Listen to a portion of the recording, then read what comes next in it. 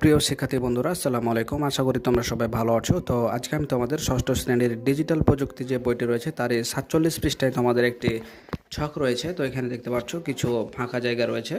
তো আজকে আমি তোমাদের এই ছকটি সমাধান করে দেখাবো। তো তার আগে তোমাদের একটা কথা বলে রাখি, আমরা ক্লাস 1 থেকে শুরু করে ক্লাস 10 পর্যন্ত সকল শ্রেণীর সকল সমাধানগুলো অলরেডি আপলোড দিয়ে ফেলেছি। তোমরা চাইলে আমাদের চ্যানেলের প্লেলিস্ট থেকে সেগুলো দেখে নিতে পারো। তো চলো যাই ছকটি সমাধান করি।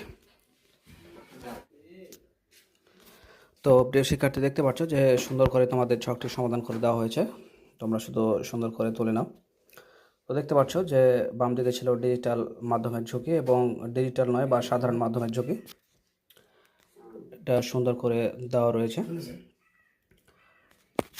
এরপর দেখতে পাচ্ছি 3, 4, 5 যেগুলো ফাঁকা ছিল আর কি, সেগুলো দেওয়া হয়েছে।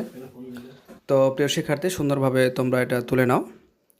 তো ভালো থেকো, দেখা হবে পরবর্তীতে নতুন কোনো গুরুত্বপূর্ণ ভিডিওতে। সে পর্যন্ত আল্লাহ হাফেজ।